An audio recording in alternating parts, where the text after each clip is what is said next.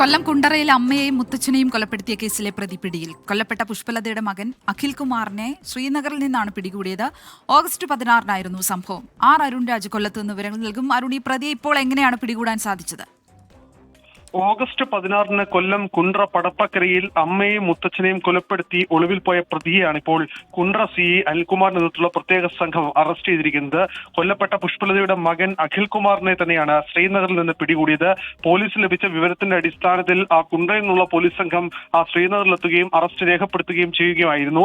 പുഷ്പലതയുടെ പിതാവ് ആന്റണിയെയും അഖിൽ നേരത്തെ കൊലപ്പെടുത്തിയിരുന്നു. ഒളിവിൽ പോയ അഖിലിനെ കുറിച്ച് കൃത്യമായി വിവരം പോലീസിന് ലഭിച്ചു എന്നുള്ളതാണ് നിലവിൽ മനസ്സിലാക്കാൻ കഴിയുന്നത്. ലഹരിക്കിടിമയെ അഖിൽ അതിക്രൂരമായിട്ടാണ് ഇരു കൊലപാതകവും നടത്തിയത്. ഇതിനുശേഷം അഖിലിനെ സംബന്ധിച്ച് കൂടുതൽ തെളിവുകൾ പോലീസ് ശേഖരിച്ചെങ്കിലും പ്രതി എങ്ങോട്ട് പോയെന്ന് സംബന്ധിച്ച് കൃത്യമായ വിവരം പോലീസ് ലഭിച്ചിരുന്നില്ല. ഇതേ തുടർന്ന് കുണ്ട്ര CIയുടെ നേതൃത്വത്തിൽ പ്രത്യേക അന്വേഷണ സംഘത്തെ രൂപീകരിച്ചായിരുന്നു നിലവിൽ അന്വേഷണം നടന്നുകൊണ്ടിരുന്നത്. അല്പസമയം മുമ്പ് ശ്രീനഗറിൽ നിന്ന് അഖിലിനെ പിടികൂടിയതായ വിവരമാണ് ഇപ്പോൾ നമുക്ക് ലഭിച്ചിരിക്കുന്നത്. അതിന്റെ ദൃശ്യങ്ങളും ഇപ്പോൾ പുറത്തു വരുന്നുണ്ട്. ഇതുമായി ബന്ധപ്പെട്ട് പോലീസ് പറയുന്നത് 2 ദിവസത്തിനുള്ളിൽ തന്നെ അഖിലിനെ നാട്ടിലെത്തിക്കും എന്നുള്ള വിവരമാണ്. എന്തായാലും ഈ കേസിൽ ദിവസങ്ങൾക്ക് ശേഷം പോലീസിന് പ്രതിയെ കണ്ടെത്താൻ കഴിഞ്ഞു എന്നുള്ളതാണ് ഏറെ അഭിമാനകരമായ കാര്യം.